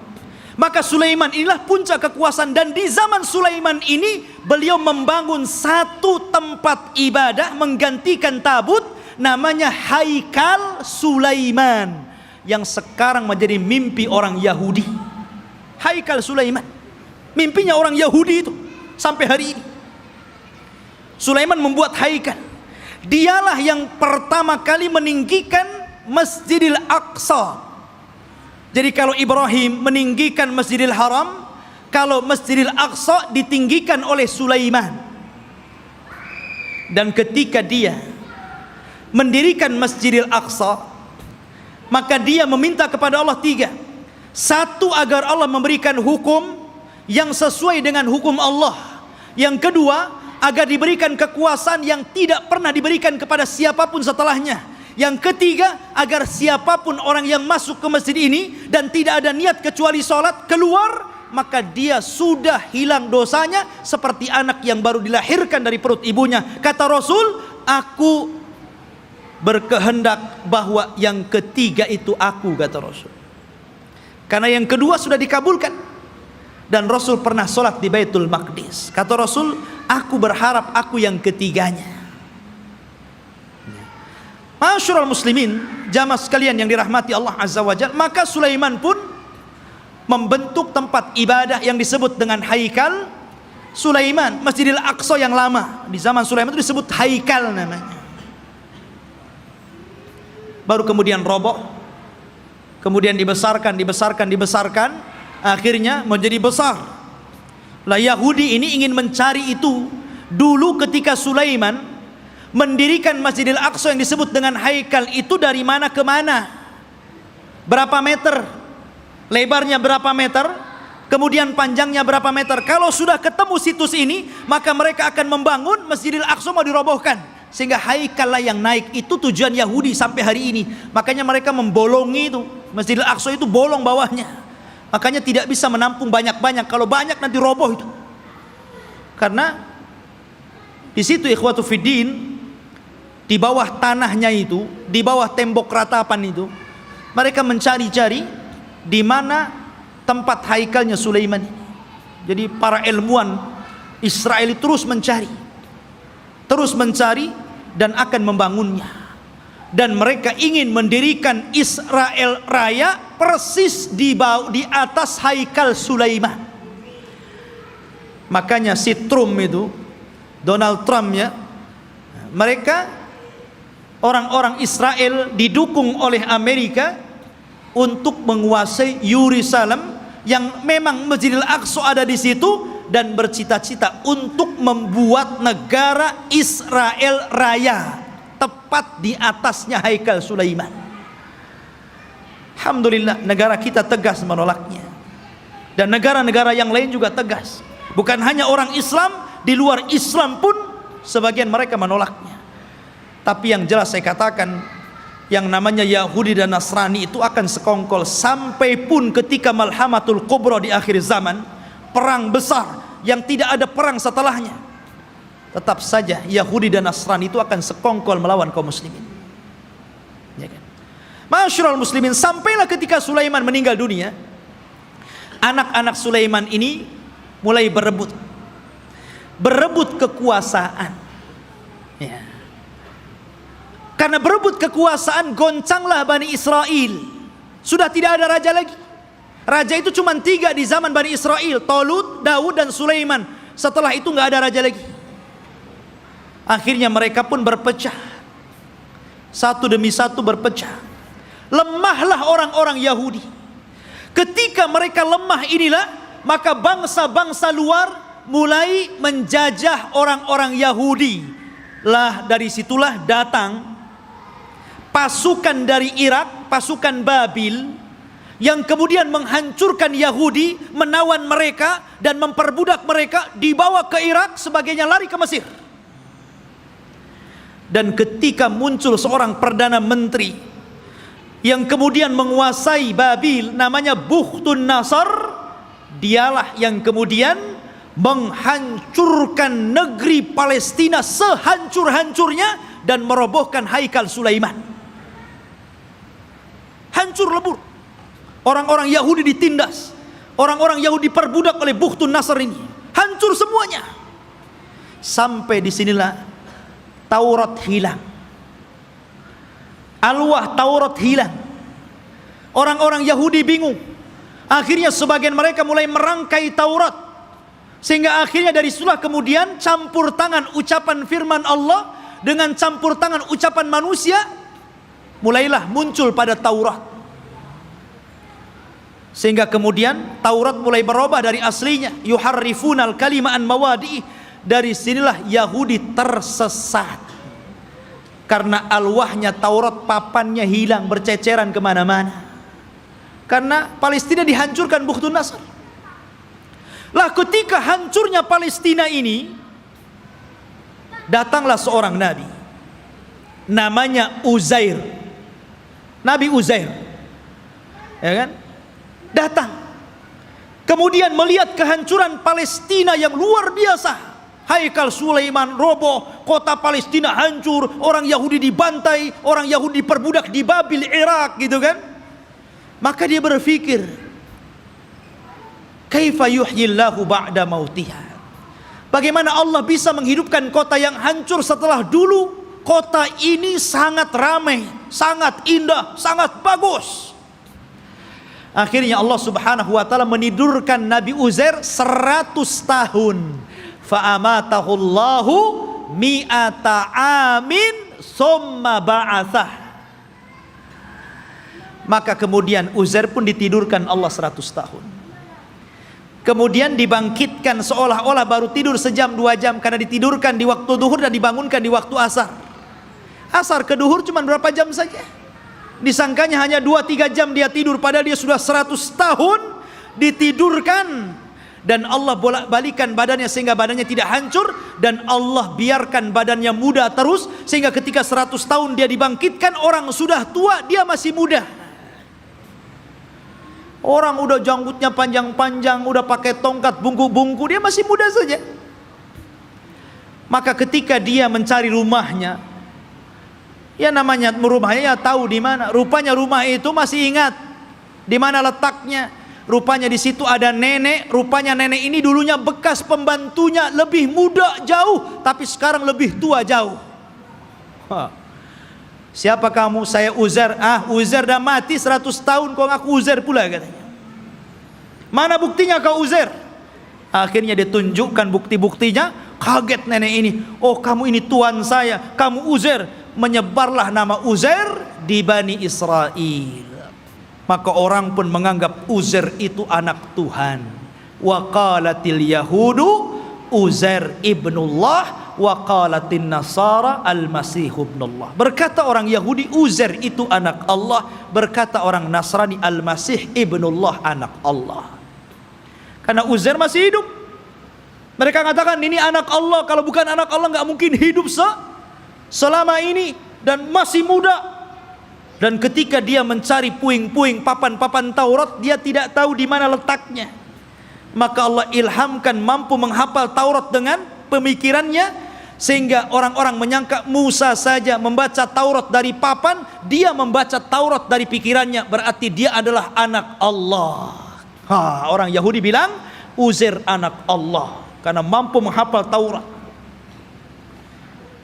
Tuh lihat, kenapa orang Islam tidak dikatakan anak Allah? Banyak orang yang hafal Quran.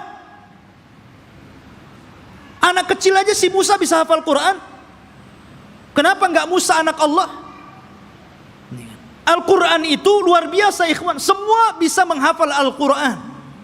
Bisa Quran dihafal. Anak kecil bisa hafal Quran. Tapi enggak ada sejarah orang hafal Taurat. Enggak ada sejarah pastor hafal Injil. Enggak ada. Tapi Taurat dan Injil tidak bisa dihafal, tapi Quran bisa dihafal. Ini mukjizat namanya.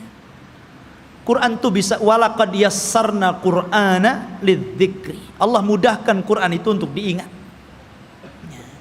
Ma'asyiral muslimin rahimani wa rahimakumullah. Maka itu kisah Nabi Uzair. Akhirnya kemudian Yahudi pun ditindas. Maka setelah kemudian zaman Bukhtun Nasr berlalu, datanglah Persia menyerbu dan menang. Maka orang-orang Yahudi dikembalikan ke Palestina. Setelah itu datang Romawi dan memenangkan Persia. Akhirnya orang Yahudi diperbudak lagi. Sebagian mereka hijrah sampai ke Madinah. Inilah sejarah kenapa dahulu di zaman Rasul ada orang-orang Yahudi di Madinah. Karena ketika Romawi berhasil mengarahkan Persia, maka orang-orang Yahudi banyak yang diperbudak, sebagian mereka lari. Dan mereka punya ramalan bahwa kelak akan muncul seorang nabi di tanah yang banyak pohon kurma, yang kemudian belakangan disebut Yathrib dan belakangan lagi disebut Madinah Al-Munawwarah. Berangkatlah mereka ke Madinah, suaka besar-besaran ya. Tapi kemudian setelah tahun 1700-an belakangan ke sini gitu kan, maka mulailah orang-orang menggagas untuk mengumpulkan orang Yahudi, kemudian mengumpulkan di Palestina.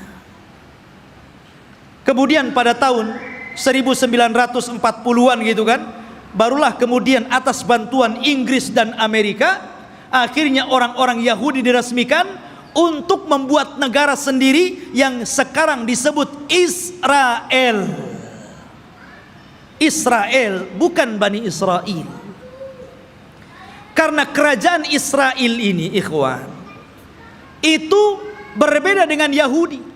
Itu dua pecahan yang berbeda ya. Yahudi ini dari keturunan Yahuda, kalau Israel berbeda. Karena Israel ini masih mengagungkan para nabi, tapi Yahudi itu membenci para nabi. Mereka lah yang membunuh Nabi Zakaria sehingga digergaji sampai mati. Dialah yang membunuh Nabi Yahya bin Zakaria, disembelihnya sampai mati. Dia pula mengklaim sudah membunuh Nabi Isa bin Maryam dan mengatakan anak zina dan dibunuhnya. Walaupun Al-Quran mengingkari terbunuhnya Isa dan mengatakan Isa tidak dibunuh, Isa disalib, Isa tidak disalib, dan Isa diserupakan bahkan dia diangkat ke langit. Tapi orang Yahudi mengklaim sudah membunuh Isa. Itulah kisahnya orang Yahudi. Jadi orang Yahudi yang sekarang ini hanya sandiwara orang-orang itu, orang-orang kafir, orang-orang Inggris dan Amerika saja. Mereka membuat cerita bahwa seolah-olah itu adalah tanah mereka. Demi Allah, sejengkal pun bukan tanah Yahudi. Bagaimana kemudian Donald Trump mengumumkan untuk memindahkan ibu kota Yerusalem sebagai ibu kota Israel dan akan mendirikan Israel Raya di atas Baitul Maqdis. Maka kita harus bangkit. Nggak bisa seperti itu. Satu jengkal pun mereka nggak punya tanah. Bagaimana mungkin kemudian mereka mengklaim ini tanah Yahudi? Dan di akhir zaman yang mereka ramalkan memang akan menjadi kenyataan. Mereka meramalkan setelah Haikal Sulaiman terbangun, maka akan diutus kepada mereka Imam Mahdi yang ditunggu-tunggu, namanya Dajjal. Dajjal itulah Imam Mahdi yang ditunggu-tunggu mereka. Makanya kita lihat simbol Zionis itu simbol mata. Karena Dajjal itu cuma satu matanya di sini. Makanya kemudian mereka menganggap bahwa itu Imam Mahdi mereka yang mereka tunggu.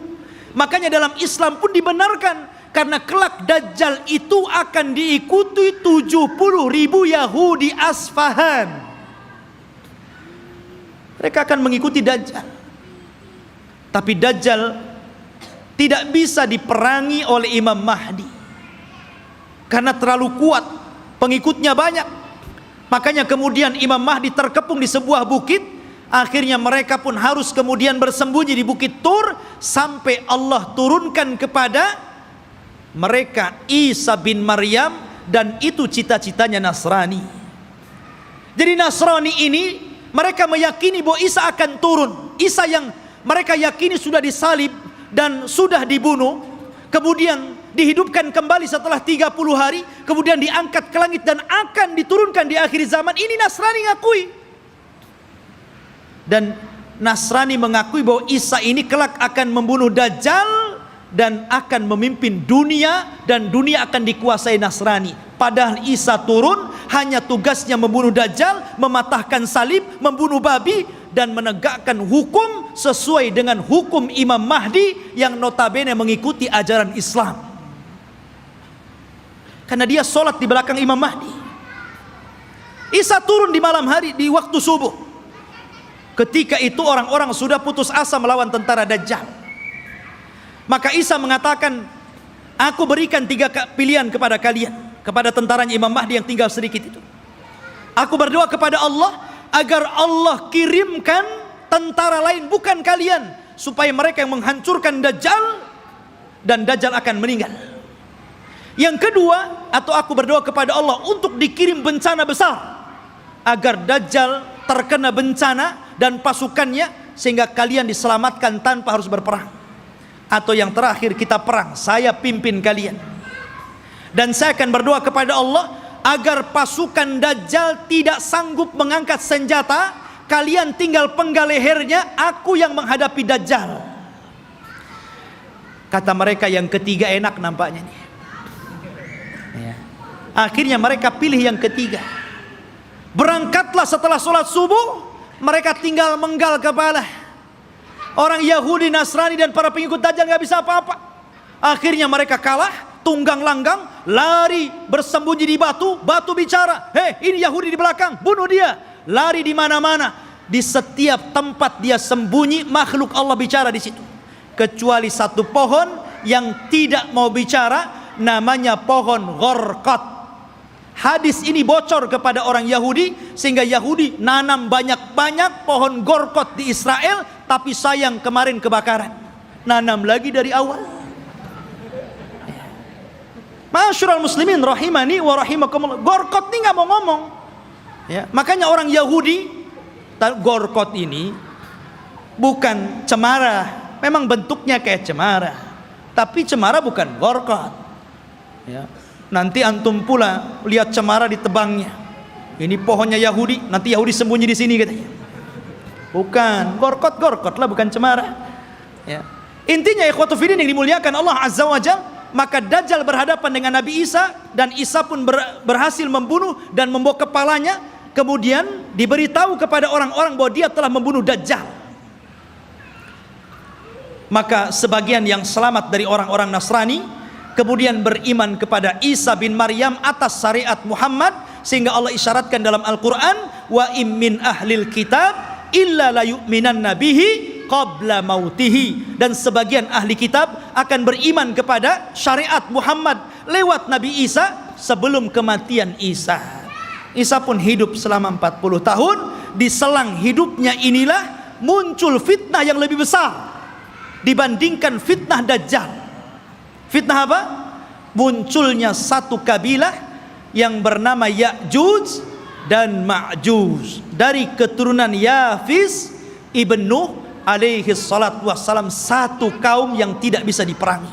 tidak bisa dibunuh, pasukan mereka banyak, satu dari kita 999 dari mereka. Anda bisa bayangkan. Jadi kalau kita melawan mereka, jadi satu dari kita melawan 999 dari mereka. Bayangkan. Sehingga ketika Allah azab dengan mengutus ulat dan mereka mati semua dengan ulat tersebut, bangkai mereka rata, sehingga setiap satu jengkal di tanah ada bangkainya. Nabi Isa berdoa kepada Allah agar Allah bersihkan bangkai-bangkai mereka. Maka diutuslah burung pemangkai bangkai, tapi juga tidak habis semuanya. Maka Isa berdoa lagi agar diturunkan hujan dan banjir besar, akhirnya membawa jasad itu ke lautan dan menjadikan bumi kembali subur. Maka dari situlah mulailah berlangsung tanda-tanda alamat besar. Karena alamat besar itu kalau sudah datang, maka tasalsul akan terus berganti sampai kiamat dibangkitkan. Oleh karena itulah ikhwatu fiddin, inilah kisah Palestina dan Yahudi. Semoga menjadi pencerahan dan pengetahuan bagi kita. Semoga Allah subhanahu wa ta'ala mendoakan saudara-saudara kita yang ada di Palestina dan menggagalkan keinginan orang-orang kafir untuk menjadikan Yerusalem sebagai ibu kota Israel yang akan dibentuk sebuah negara Israel Raya. Mimpi mereka, tapi kita umat Islam tidak akan setuju dengan itu. Kita doakan terus agar saudara-saudara kita dimenangkan oleh Allah dan dihancurkan orang-orang kafir. Subhanakallah bihamdika asyhadu an la ilaha illa anta astaghfiruka wa atubu ilaik. Allahu ta'ala alam. Assalamualaikum warahmatullahi wabarakatuh.